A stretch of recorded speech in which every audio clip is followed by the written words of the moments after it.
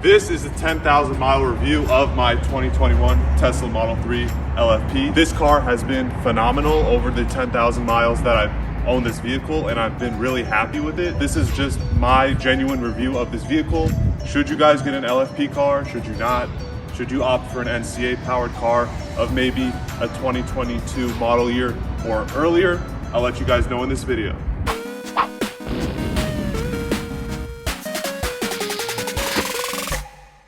The first point that I wanted to cover is reliability. This being a newer vehicle with the newer pack, and it's sort of like a early car, I guess you could say, with the LFP pack in North America, sometimes these cars can run into issues.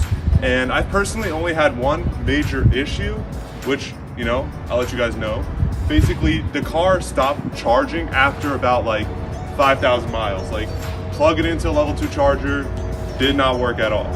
And so I brought it over to the service center, and what they ended up doing was telling me that the ECU was bad on the charge port, which is a little strange, didn't make much sense to me, but they sorted that out. And aside from the Tesla rattles that I've had, the car's been really reliable. I've been super happy with it so far. Everything's been working as it should. Again, EV, so no oil changes, no issues with brakes, no issues with, common wear and tear items on ICE cars. So in that sense, been super happy. Also, being able to charge to 100% every single day is so awesome. People freak out about degradation, stuff like that. This vehicle will typically stay between 20% and 80%, of course, every time I plug it in and can charge to 100%. Like now, I will. But sometimes, the charges drop below 10%, but I try not to let it sit at a low state of charge for too long. My car's only degraded about 2% overall, from 253 miles when it was new to about 248, which is not bad at all. But in terms of reliability alone, this car has been super solid over the past 10,000 miles. Autopilot alone is one reason why I'm gonna have a hard time going to another EV, especially in areas where you have a lot of traffic and whatnot. It is so relaxing to just be able to sit back, drink a little bit, have some snacks, and just enjoy the views, really. This doesn't have anything to do with the LFP car in specific, but as I was saying earlier, the ride quality on this car is amazing. I mean, never really been in a Rolls Royce before, but I'm sure this is what it has to feel like, And again, at the end of the day, this is a sub $50,000 car. I mean, when I got it, it was sub 40,000, but it's a truly amazing piece of technology. This car's obviously been modified quite a bit for a standard range plus.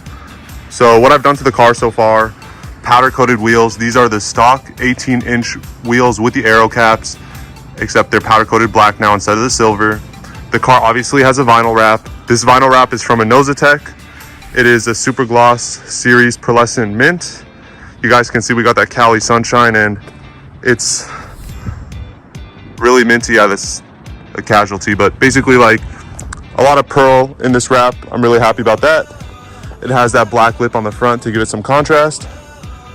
It has the pillar delete, so the top part of the vehicle is black. Yes, it kind of looks like a Toyota Camry, but that's okay.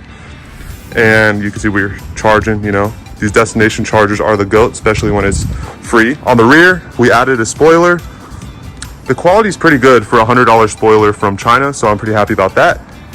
Got the Tesla lettering instead of the T. I kind of like that look more.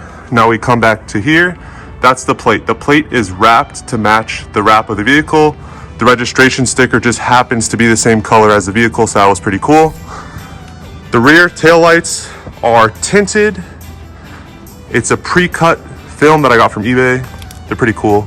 You could see it's cut out here, so you could see the brake lights, but everything else, like the silver and stuff in the light, is tinted, so that is awesome. And the car's heavily tinted, I would say. It has limo tints on the sides. On the windshield, the vehicle has a 70% film, which it's pretty much see-through because of the direction of the sun, but it's pretty functional. And that's pretty much it for modifications on the exterior. Given that there's not that much of a difference between the LFP car and other Tesla Model 3s of the 2021 model year, except for the battery pack, there isn't a whole lot to say about this car. Yes, it's a unicorn car. It's a very early build. It's a standard range with a rear sway bar, so it has a long range suspension, and it has a P980 motor, which is the performance motor. So we're gonna do some 0 to 60 tests soon with this vehicle because we're thinking it's in the 4s, not the advertised 5.3. But I will say, when I purchased this vehicle off of existing inventory and they had advertised it to have 253 miles of estimated range, I was a little worried, but I'm telling you guys, charging at 100% is so fulfilling because you're utilizing all the range that the car has. It's not like charging at 80% where there's a bit of range left on the table to use. And sometimes, I mean, for day-to-day use, it's not exactly necessary to obviously use all that range, but just knowing that there's some left on the table to use and you're not using it, you know, I just really enjoy charging 100%, guys. I will say, knowing that this battery pack can last twice as long as the previous generation NCA pack at 3,000, roughly 3,000 charge cycles relative to the 1,500 charge cycles on the NCA pack is pretty awesome. But I will say the car is super smooth. The suspension is super smooth.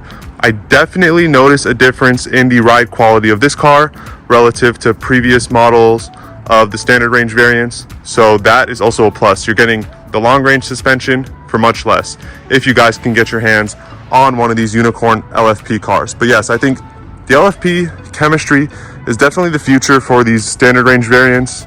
Now that we have the Model Y standard range, I think it's going to get the LFP pack. So that car is going to be super awesome.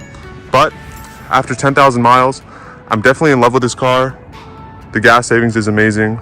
And I would definitely recommend looking into an LFP car over NCA powered cars if you guys live in climates that are much warmer, because as we know, the LFP chemistry favors warmer weather and the range is significantly affected by weather relative to the NCA pack. So that's pretty much it. I wanted to make a quick update video after having reached 10,000 miles in about 7 months. And this is probably the most amount of driving I think I've done in my entire life, just because this car is so incredibly fun to drive. That's it for this video, guys. We'll see you in the next one.